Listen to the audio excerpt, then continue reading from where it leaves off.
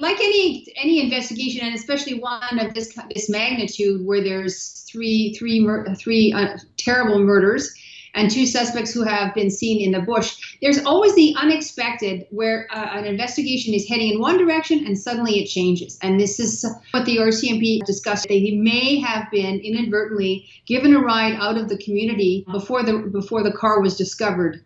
And so there's that things change so fast. There's always the time where you have to regroup, refocus, and then respond, and then always react into whatever information you might get. So this particular investigation has a lot of unknowns, and they're doing the very best that they can, considering the terrain and the circumstances of the various events.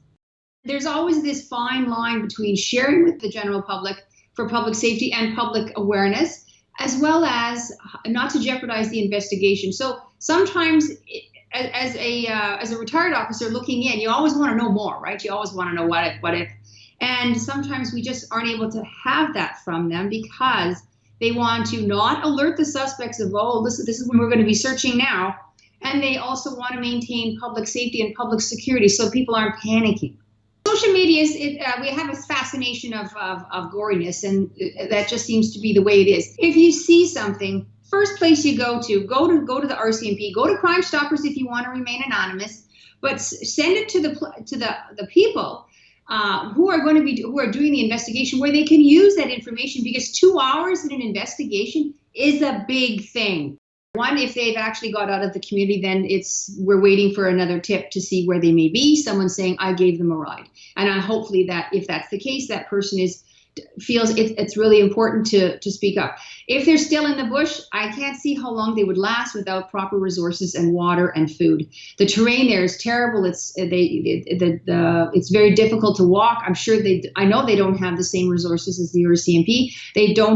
They're young. They don't have the same training. And so the ability to survive on their own without any resources dwindles day after day, especially in this heat.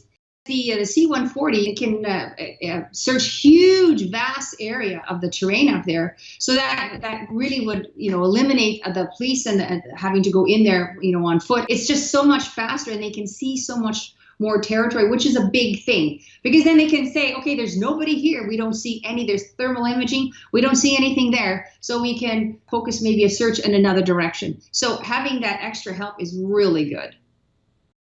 You have to decide what's best for the investigation, what's best for the public safety, and what's best for officer safety. So there's always the unexpected that might change how you first started. And then somewhere along the way, you have to release more information. That has happened often, where there hasn't been a lot of information, and then slowly more information from the police is released, and that generates more tips. So there's always that, okay, do we need to release this? If we shake the tree, what will fall out? So you just don't know what's going behind the scene, and that's why they sort of they just release as much as possible for the safety and awareness, as well as, maintaining the integrity of the investigation. So there's probably things that are happening right now, and I don't think for this particular case, there is no drop dead, we stop doing. These suspects will be searched till they are found, or their bodies are found, but they will never stop looking for these suspects. I'll tell you that. They will never stop looking.